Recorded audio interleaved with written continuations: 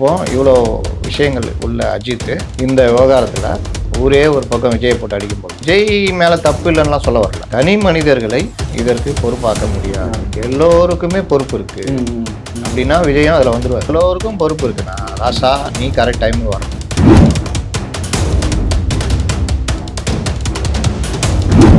அஜித் அவரை தேடி பணம் வருது கும்மிது. ஆனால் அவருடைய வாழ்க்கையை அவர் வாழ்ந்துட்டு இருக்காரு. அவர் வந்து என்னை ரசிங்க, என்னை கை தட்டுங்க, நான் வரும்போது உங்களை ஆட்டின் காமிப்பேன், நீங்கள் கும்பலாக வாங்க, அது கிடையாது. விஜய்க்கு வேற ஆசை, அது சம்பாதிச்சிட்டோம் எல்லாம் ஓகே, நம்ம முதலமைச்சர் ஆகணும்னு ஆசை.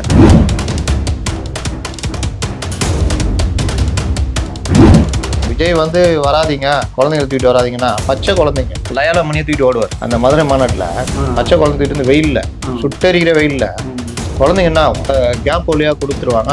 லயோலா மணிலாம் வாங்கிட்டு ஓடுவாங்க. இன்னைக்கு எல்லாம் பேசுகிறாங்க. 41 பேர் கொடுத்தாரு. இதுக்கு முன்னாடி இறந்தாங்களா? அவங்களுக்குலாம் அதை கொடுத்தாரா?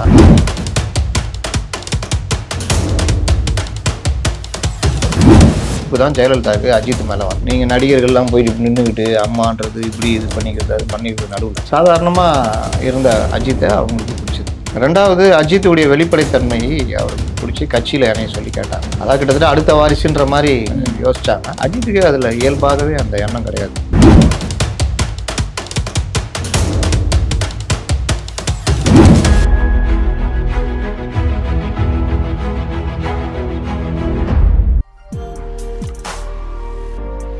அகாடமியோட எல்லாருக்கும் வணக்கம். இன்னைக்கு நம்ம கூட பார்த்தோம்னா மூத்த பத்திரிகையாளர் முத்தலிஃப் அவர்கள் தான் இருக்காரு. இப்ப சமீபத்திய அரசியல் நிகழ்வுகள் பத்தி அவர் கூட பேச போறோம். அங்க பேசலாம் சார். வணக்கம் சார். வணக்கம். எப்படி இருக்கீங்க சார்? நல்லா இருக்கேன். கண்டிப்பா சார். நேற்று சாயங்காலத்துல இருந்தே ரொம்ப பரபரப்பான விஷயம் தான் போயிட்டு இருக்கு. அது என்ன அப்படின்னா, நம்ம அஜித் அவர்கள் ஒரு இன்டர்வியூ கொடுத்திருப்பாரு. அந்த பேட்டியில அவர் சொன்ன விஷயங்கள் தான் ரொம்ப பரபரப்பாச்சு. என்ன அப்படின்னா, இந்த கரூர் சம்பவத்தை பத்தி எந்த நடிகர்களுமே பெருசா வாயை திறக்கல. இப்ப நம்மளோட சூப்பர் ஸ்டார் ரஜினி சாரா இருக்கட்டும், ஒரு கண்டனம், ஒரு வருத்தம் தான் சொன்னாங்க. எல்லாருமே வருத்தம் தான் சொன்னாங்க. பட் ஆனா யாரும் போல்டா பேசுறாங்க. பட் அஜித் அவர்கள் பேசியிருக்காரு.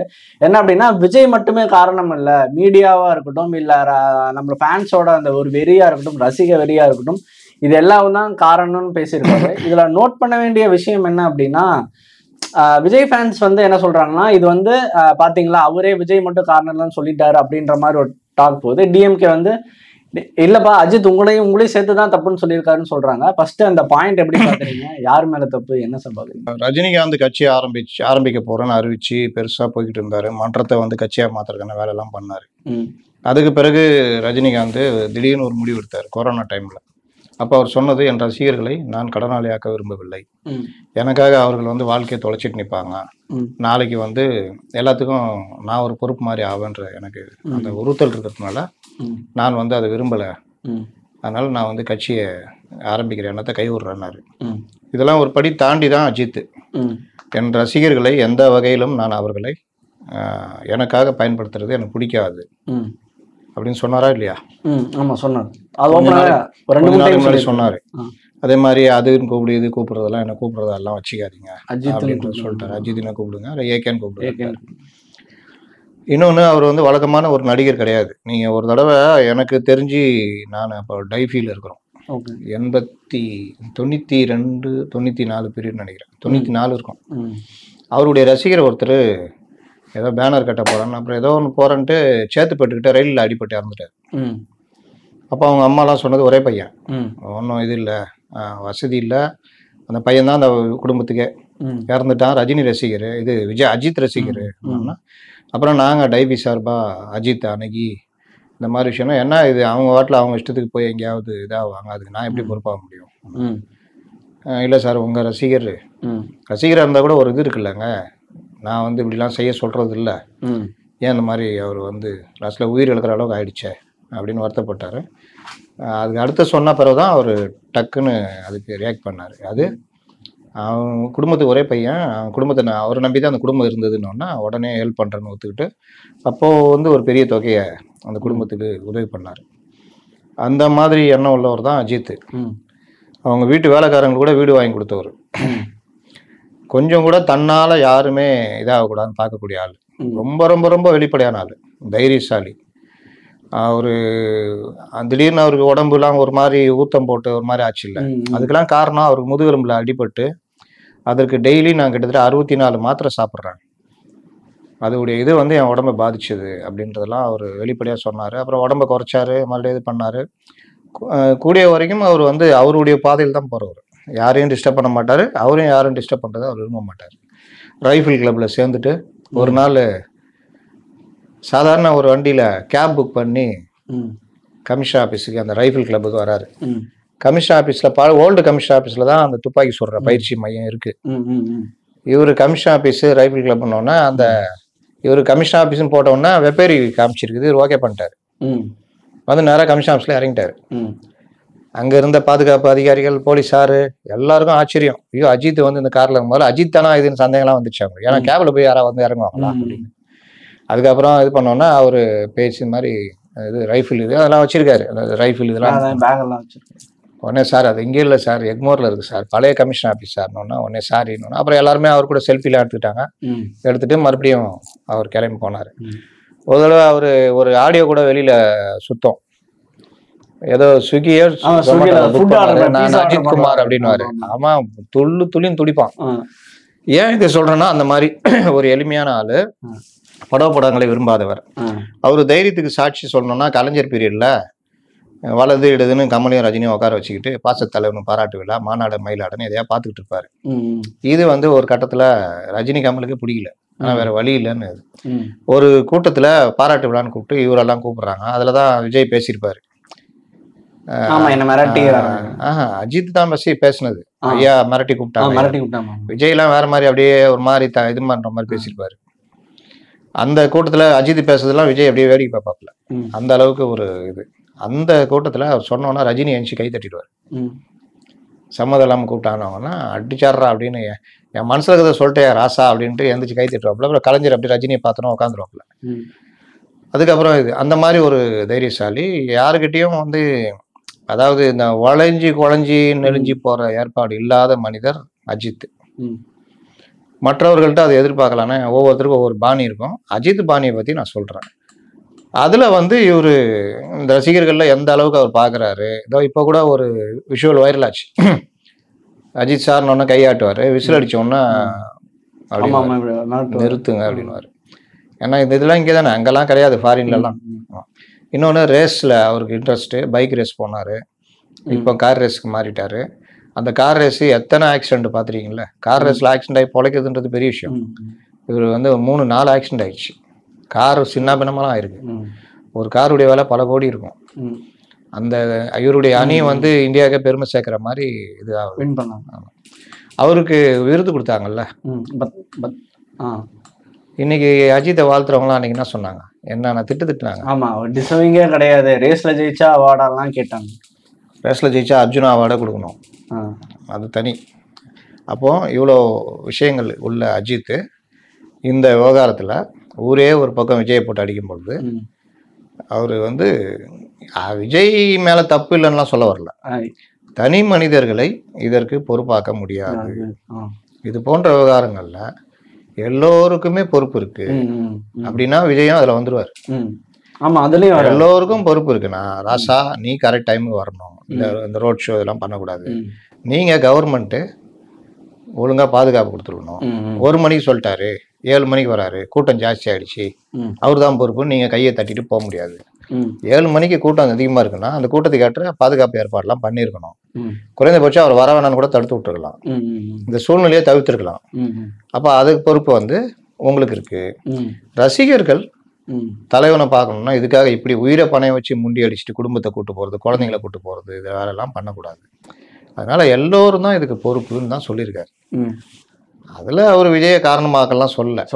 ஆளாளுக்கு ஓவியத்தை வச்சு அவங்கவுங்க கற்பனை சொல்ற மாதிரி ஒவ்வொருத்தரும் ஒரு கற்பனை சொல்றாங்க.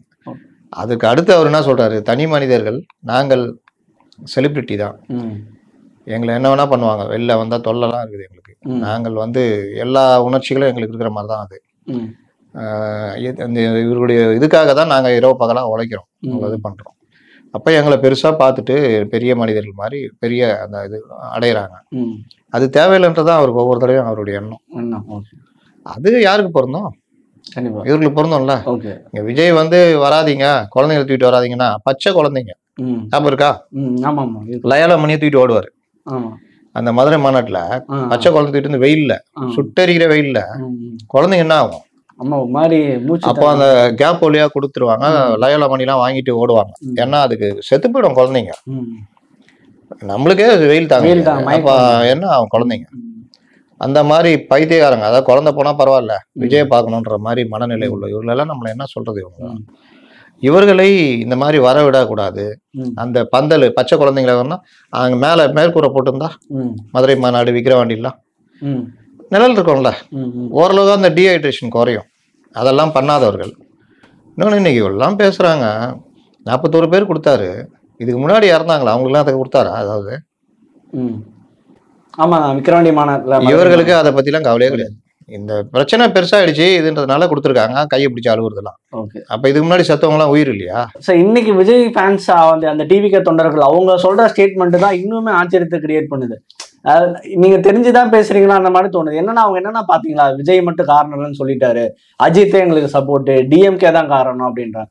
டிஎம்கே காரங்க என்ன சொன்னாங்கன்னா, விஜய் மட்டுமே இல்லைனாலும் உங்களே சேர்த்தாம்பா சொல்றாரு அப்படின்ற மாதிரி இதை புரிஞ்சுக்கிட்டு பேசுங்கன்னு சொல்றாங்க. இந்த டிவிகே தொண்டர்கள் அவங்கள பத்தி இந்த பாயிண்ட் எப்படி பாக்குறீங்க? அவன் தண்ணிக்குள்ள விழுந்தவன் பாத்தீங்கன்னா அவனை காப்பாத்த போகும்போது உஷாரா இருக்கணும். அவன் தப்பிக்காக நம்மளை போட்டு அமுக்கிட்டு அவன் மேல வரதுக்கு பார்ப்பான். அவன் நம்மளே சேர்த்து தண்ணிக்குள்ள அமுக்கிடுவான். அப்போ என்ன பண்ணுவாங்கன்னா, லாங்ல இருந்து முடிய மட்டும் பிடிச்சி இழுத்துட்டு வருவாங்க. ஆமா, அப்படிதான் எல்லாரும். ஏன்னா அந்த இடத்துல எது கிடைச்சாலும் பிடிக்க பார்ப்பாங்க. அந்த மாதிரி இந்த தொண்டர்கள் எந்த இது ஆதரவா கிடைச்சாலும் அது அஜித் மூலியமா வந்தாலும், போன வாரம் வரைக்கும் அஜித்தை திட்டிருந்தாங்க, ரஜினி திட்டிருந்தாங்க. இப்ப கூட ரஜினியை வந்து வேற ஒரு மேட்டருக்கு நீ என்ன அதுக்கு சொன்னீங்க, இது ஏன் சொல்லலாம் கேட்கறவங்களாம் இருக்கு. அப்போ அஜித்தை திட்டிருந்தவங்க இன்னைக்கு அஜித்துடைய அந்த ஸ்டேட்மெண்ட்டை பார்த்துட்டு அஜித்தை வாழ்த்துறாங்க. என்னன்னா, எங்களை சொல்லல, எல்லாரையும் தான் சொல்றாரு அவரு சொல்றது. குறிப்பாக இதுக்கு யாரையும் பொறுப்பாக்க முடியாது. அதே நேரத்தில் தனி மனிதர்களை நீங்க இது பண்ணாதீங்கன்றாங்க. அது வந்து இவர்களுக்கு சாதகமா விஜய் காரணம் இல்லை அப்படின்ற மாதிரி இவங்க எடுத்துக்கிறாங்க. இதுதான் ஓவியம் மாதிரி தான். ஒருத்தர் பாக்குற அவர் பார்வையில ஒரு மாதிரி இருக்கும், இவங்க பார்வையில ஒரு மாதிரி இருக்கும். அவர் பொதுவா சொல்லிட்டு போயிட்டாரு. ஓகே சார், இப்ப மிக முக்கியமான கேள்வி சார். இப்ப தமிழகத்துல சவுத் இந்தியால மிகப்பெரிய சூப்பர் ஸ்டார்னா அது அஜித்தும் ஒருத்தர் தான். இப்ப அவர் சம்பந்தப்பட்ட அரசியல் செய்திகள் நிறைய வந்திருக்கு. இதுக்கு முன்னாடி இந்த காலகட்டங்கள்ல நிறைய வந்திருக்கு. நாங்க கேள்விப்பட்ட வரைக்குமே முன்னாள் முதல்வர் ஜெயலலிதா அவர்களுக்கு அஜித் அவர்கள் ரொம்ப பிடிக்கணும், அவங்கள அதிமுக பக்கம் இழுக்க ட்ரை பண்ணாங்க, அந்த கட்சி கூட்டிட்டு வர ட்ரை பண்ணாங்க எல்லாம் ஒரு தகவல் நாங்க கேள்விப்பட்டோம். இது எந்த அளவுக்கு உண்மை? பொதுவாக ஜெயலலிதாவுக்கு யாரை பிடிக்கும்னா, கண்ணுக்கு கண்ணு பார்த்து பேசுகிற, துணிச்சலாக கருத்தை சொல்கிற, அதாவது மனசுல பட்டதை சொல்லுகிற, அவங்க பார்த்த ஆட்கள்லாம் என்ன கூனி குறுகி எல் ஷேப்ல, ஆமா நீங்க சொன்னா ஓகேமா, அதுன்னு நீங்க சாதாரணமா எப்பவுமே அது ஒன்று உண்டு. ஒரு இடத்துக்கு நான் போறேன், ஒரு பெரிய மனுஷன் 5 பேர் போறோம், 4 பேர் சாஷ்டாங்கமா ஒரு காலில் விழுந்துட்டாங்க. எனக்கு அதுல எப்பவுமே உடன்பாடு கிடையாது. காலில் விழுறதெல்லாம் உடன்பாடு கிடையாது. நீ யாரா வேணா இருந்துக்கோ, உனக்கு மரியாதை நான் கொடுக்குறேன், காலில் எல்லாம் விட மாட்டேன்றது என்னுடைய இது உண்டு. நான் காலில் விழல, கை மட்டும் கொடுத்து நின்றுட்டேன். ஆனால் அந்த மனிதர் அவர்களை எப்படி மதிச்சாரோ அதை விட கொஞ்சம் கூட தான் என்னை மதிச்சு பேசியிருந்தார். அவர் ஏதாவது ஜோக் அடிச்சா கூட என்னை பார்த்து ஜோக் அடிச்சுட்டு சிரிச்சுக்கிட்டு என்னுடைய அங்கீகாரம் கிடைக்குதா அப்படின்ற மாதிரி தான் இயங்கினார். இது சில பேருக்கு வந்து அது இருக்கும், நம்ம காலில் உள்ளே அப்படின்னு கோபம் வராது சில பேருக்கு. இவங்கள கொஞ்சம் தனித்துவமா இருக்கிறாங்க அப்படின்னு ஒரு மதிப்பு வரும். அந்த மாதிரி ஒரு மதிப்பு தான் ஜெயலலிதாவுக்கு அஜித் மேல வந்தது. நீங்க நடிகர்கள்லாம் போயிட்டு நின்றுக்கிட்டு அம்மான்றது இப்படி இது பண்ணிக்கிறது அது பண்ணிக்கிறது நடுவுல சாதாரணமா இருந்த அஜித்தை அவங்களுக்கு பிடிச்சது. ரெண்டாவது, அஜித்துடைய வெளிப்படைத்தன்மை அவர்களுக்கு பிடிச்சி கட்சியில இணைய சொல்லி கேட்டாங்க. அதான் கிட்டத்தட்ட அடுத்த வாரிசுன்ற மாதிரி யோசிச்சாங்க. அஜித்துக்கு அதுல இயல்பாகவே அந்த எண்ணம் கிடையாது. அவர் இந்த ஆடம்பரங்கள் இந்த மாதிரி இதெல்லாம் வெறுக்கக்கூடியவர். அதனால அவர் விரும்பல. வெளிப்படையான ஆளுன்னு சொன்னல, அதனால அவர் பிடிக்கல. நான் என் வாழ்க்கையை நான் வாழணும்னு வாழக்கூடிய ஒரு மனிதர், அதனால அவர் வந்து ஒத்துக்கல. இதுதான் நடந்ததா சார்? சார், இப்ப அவருக்கே இப்ப ஒரு தடவை பாஜக தமிழிசை சவுந்தரராஜன் ஏதோ சொல்லியிருப்பாங்கன்னா அது எதிர்த்து அறிக்கையெல்லாம் விட்டாரு. அவர் மீடியாவும் விட்டுமே ஒதுங்கிதான் இருந்தாரு. அவர் இந்த மாதிரி அவர் ஸ்டார்டிங்ல தமிழ் தெரியலன்னு சொல்லி அவர் கிரிட்டிசைஸ் பண்ணது, மீடியாக்கள் தவறா திரிச்சு போட்டதா ஒரு காரணமா? அதனாலதான் அவருக்கு இந்த சொசைட்டி மிங்கலாக விருப்பம் இல்லையா? அதெல்லாம் கிடையாது. ஒவ்வொரு மனுஷருக்கும் ஒவ்வொரு பார்வை இருக்கு. இப்ப ரஜினிகாந்த் இருக்காரு, அவரு கிட்டத்தட்ட வெளிப்படையான மனிதர் தான்.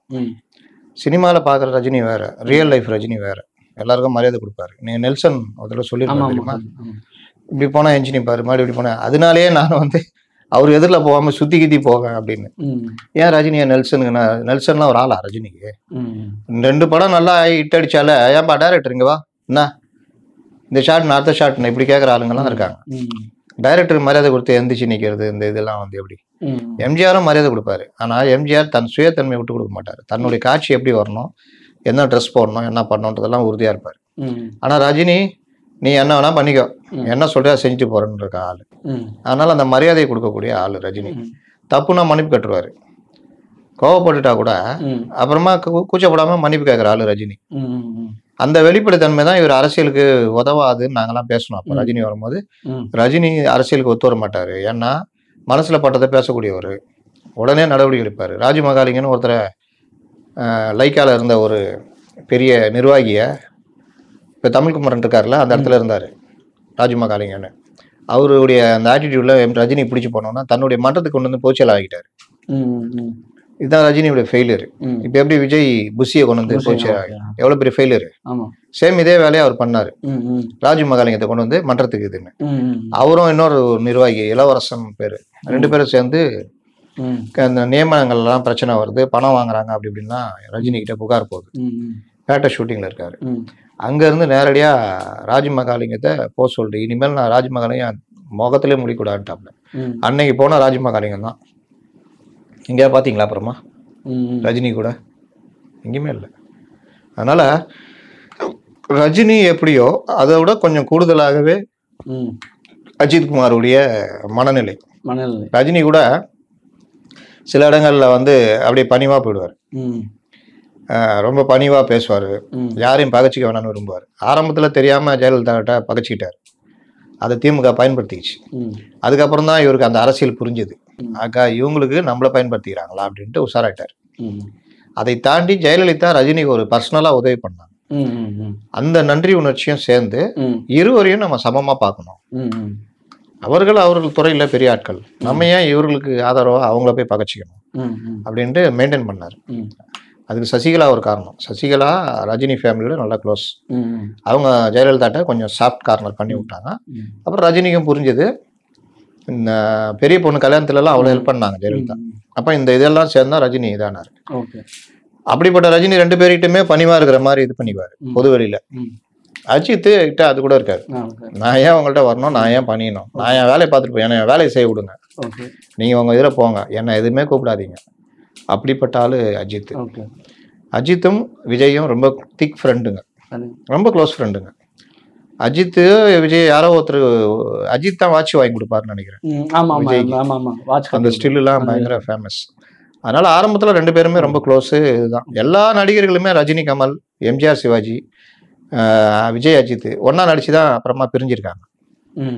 அதனால அவங்களுக்குள்ள முடிவு எடுத்துட்டு பிரிஞ்சிட்டாங்க. விஜய் ஒரு மாதிரி மூடி டைப்பு, அஜித் அந்த டைப் கிடையாது, ஆனா ஒதுங்கி இருக்க விரும்புது. இறுதியா ஒரு கேள்வி சார், எல்லாருக்குமே தோன்ற மிக முக்கியமான கேள்வி. இப்ப அவார்டு கொடுத்தாங்க, ரேஸ்ல ஜெயிச்சதுக்கு பத்மா அந்த அவார்டு கொடுத்தாங்க.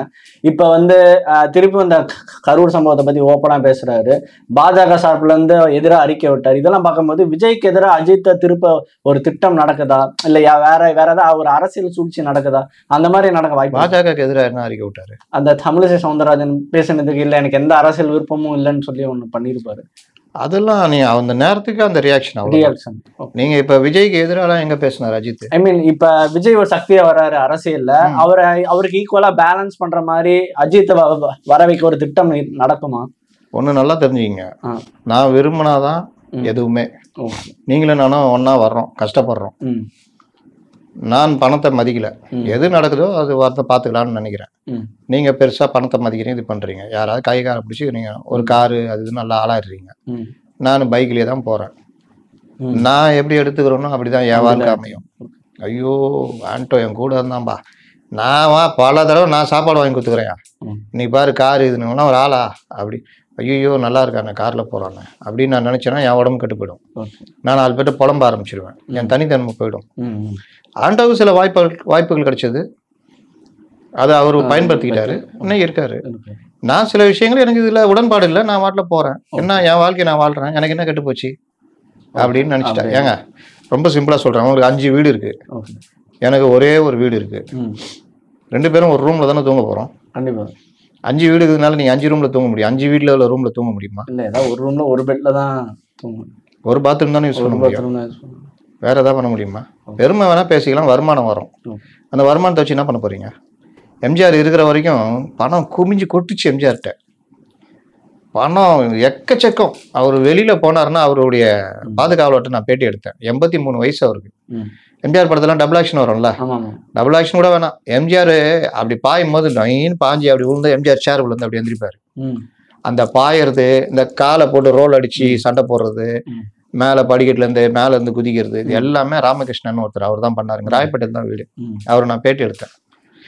எம்ஜிஆர் கட்சி ஆரம்பிச்ச பிறகு அவருக்கு பாதுகாவலர் மாதிரி போயிட்டாரு அவரு. அதுல பாத்தீங்கன்னா எம்ஜிஆர் வீட்டை விட்டு கிளம்பினாருன்னா ஒரு கோணி மூட்டையில, சார் நாங்க ஒரு 7-8 லட்ச ரூபாய் எடுத்துட்டு போவோம் சார். எப்போ? அப்போ எம்ஜிஆர் 87ல இறந்துட்டாரு. அவர் இறக்கும் போது 1 சவரன் தங்கம் 2000 ரூபாய். இன்னைக்கு வந்து மாசத்துக்கு 2000 ரூபாய் ஏறுது. இப்போ 80,000 ரூபாவா? 80,000 85,000, 1 லட்ச ரூபாய். அப்போ அந்த பீரியட்ல 2000 ரூபாய் இருக்கிற இடத்துல 1 லட்ச ரூபாய் எடுத்துட்டு போறாருன்னா 50 லட்ச ரூபாய். அப்ப 7னா 3.5 கோடி. ஒரு கோணி பையில 7 லட்ச ரூபாய் எடுத்துட்டு போவோம், 7 லட்சம் 8 லட்சம் எடுத்துட்டு போவோம். வரும்போது வெறும் கோணி பை தான் வரும். அப்படி நீட்டுவாரு, கொடுப்போம், கொடுத்துருவாரு. நீட்டுவாரு எவ்வளோலாம் அது கிடையாது, 1000 2000 500 கைக்கு வந்தது கொடுப்பாரு. வரும்போது வெறும் கோணி தான். இப்படிதான் எம்ஜிஆர் இருந்திருக்காரு. அவருடைய மனநிலை அப்படி. போகும்போதும் நான் அவர் 86ல் அவர் இறக்கிறதுக்கு முன்னாடி கூட அந்த பிஎஸ்ஓ இப்போ ஒருத்தட்ட சமீபத்தில் நான் பேசியிருந்தேன், ரிட்டையர் ஆயிட்டார் எஸ்ஐ. அவர் சொன்னார், எல்லாரையும் கூப்பிட்டு உனக்கு என்ன வேணும் ஏதாவது கேளு, வீடு வேணுமா இல்லை இடம் வாங்க போறியா சொல்லு, அந்த மாதிரி செட்டில் பண்ணியிருக்காரு. யாரை போய் பார்த்தா சாப்பிட்டீங்களா, முதல்ல சாப்பிடுங்க, ரெண்டாவது உனக்கு என்ன வேணும் அதுதான். சத்யராஜ் கூட சொல்லியிருப்பாரு, உனக்கு என்ன வேணும் அண்ணா, எனக்கு வேண்டியது இருக்குண்ணே, ஒன்னே ஒன்று வேணுண்ணே, என்ன இந்த கடலாக்கட்டை குத்திங்கன்னா நல்லா இருக்கும், அதுக்கு நான் எடுத்துட்டு போகணும், அந்த கடலாக்கட்டை நான் எப்போ வச்சிருக்கேன்னு சத்யராஜ். அதுதான் எம்ஜிஆர். இந்த குணம் மற்றவங்களுக்கு இல்லைன்னா அதை நம்ம கேட்கணும்னு அவசியம் இல்லை, அது அவங்களுக்கு விருப்பம். ஆனால் எம்ஜிஆர் அவர் இறந்த பிறகு அந்த ஸ்டுடியோ இருக்க சத்யா ஸ்டுடியோ, அது இன்னைக்கு பல 100 கோடி போகும், அவ்வளோ பெரிய இடம் அது. அந்த இடத்த ஒரு எம்ஜிஆர் ஜானகி காலேஜ் கல்லூரிக்கு கொடுத்துட்டாரு. அது அவர் வீடு காது கேளாதோ அது கொடுத்துட்டாரு. இப்படிதான் அஜித்தும் இறந்தும் வாழ்கிறாரா எம்ஜிஆர்? ஏதாவது எடுத்துட்டு போனாரா? இல்லை சார். ஸோ வேஷ்டி சட்டையோட அந்த தொப்பி கண்ணாடியோட தான் போயிச்சாங்க. நம்ம இறந்தா அது கூட கிடையாது, எல்லாத்தையும் உருவிட்டு என்னடா காசு காசு, அருணாகரை கூட உருவிட்டு தான் சொன்னார்ல விஜயகாந்த். அவர் ஏதாவது எடுத்துட்டு போனாரா? இல்லை சார். அவரோட எம்ஜிஆர் மேல அவர் தன்னுடைய இதெல்லாம் கொடுத்துட்டு போனார். இன்னைக்கும் பேசிக்கிட்டு இருக்கிறாங்க. அந்த மாதிரி வாழ்றதுன்றது பெரிய விஷயம். அஜித் பண்ணுவாரு, எம்ஜிஆர் மாதிரி பண்ணுவாரா? அது மாதிரிலாம் இல்லை. அஜித் அவர் வாழ்க்கையை வாழ்றாரு. அவர் யாருக்கும் இது கிடையாது, அவர் அரசியலுக்கெல்லாம் வரமாட்டார். அவரு விஜயுடைய வளர்ச்சியை கூட அவர் அந்த பொறாமையோடலாம் பார்க்க மாட்டார். அவங்க பண்ற அவர் ரூட்ல அவர் பண்றாரு. எனக்கு இது பிடிச்சிருக்கு, ரேஸ் பிடிச்சிருக்குதுன்னு நீங்க சில மனிதர்கள்லாம் நீங்க புரிஞ்சிக்கவே முடியாது. கம்முன்னு இருப்பான், ஒரு கேமரா வாங்கிக்குவான், அப்படியே போயிடுவான், ட்ரெக்கிங் போயிடுவான், கேமரால போட்டோ எடுத்துக்கிட்டு இருப்பான். என்னடா அப்படி இருக்க, உங்க அம்மா என்னமோ நினைச்சுன்னு இருக்காங்க, வேலைக்கு போகணும், கல்யாணம் பண்ணிக்கணும்னு நினைக்கிறாங்கன்னா, எனக்கு இதுதான் பிடிச்சிருக்குது, பறவைகளை பிடிக்கணும், மிருகங்களை பிடிக்கணும், இது நான் ஒரு பெஸ்ட் ஃபோட்டோகிராஃபர் வரணும். ஒவ்வொருத்தருக்கும் ஒவ்வொரு வாசைகள் இருக்கும். எல்லாத்தையும் நீங்க சில அப்பாக்கள் சொல்லுவாங்களே, என்ன மாதிரியே வரணும், நான் படிக்கிறத படிக்கணும், நான் இது மாதிரியே போகணும்னு. இந்த ஒரு அரையன் 320 அதுல டெல்லி கணேஷ் தொப்பி போட்டுன்னு பேசிட்டு இருப்பாரு. அப்போ அவர் நல்லா கேள்வி கேட்பாரு ஒரு பிரகாஷ் ராஜ், என்னைக்காவது நீங்க காலையில எழுந்திரிச்சு பறவைகள் சவுண்டோட இதெல்லாம் அனுபவிச்சிருக்கீங்க? அதெல்லாம் நமக்கு இது சார் வேலை செஞ்சேன், பென்ஷன் வாங்கினது சந்தோஷமா இருக்கேன் அப்படின்னு. இப்படி இருக்கிறவங்களும் இருக்காங்க, அப்படி இருக்கிறவங்களும் இருக்காங்க. அதனால வாழ்க்கை ஒவ்வொருத்தருக்கும் ஒவ்வொரு விதமா இருக்கும். அஜித் ஒரு வகை. அஜித் அவரை தேடி பணம் வருது, கும்மிது. ஆனா அவருடைய வாழ்க்கையை அவர் வாழ்ந்துட்டு இருக்காரு. அவர் என்னை ரசிங்க, என்னை கை தட்டுங்க, நான் வரும்போது உங்களை ஆட்டின் காமிப்பேன், நீங்க கும்பலா வாங்க, அது கிடையாது. விஜய்க்கு வேற ஆசை, அது சம்பாதிச்சிட்டோம் எல்லாம் ஓகே, நம்ம முதலமைச்சர் ஆகணும்னு ஆசை. அவர் ஆசைப்படுறது தப்பு இல்லை, யார் வேணா அரசியலுக்கு வரலாம். ஆனா தெரிஞ்சுக்கிட்டு வாங்க. கூட லகுட பாண்டிகளை வச்சுக்கிட்டு இருக்கிறீங்க, நல்ல ஆட்களை வச்சுக்கோங்க, நீங்களும் அரசியல் தெரிஞ்சுக்கங்க, நல்லது செய்யணும்னு முடிவோட வாங்க, உங்களுக்கு ஆதரவு இருக்கு. ஆனா நீங்க பண்றதெல்லாம் தப்பு.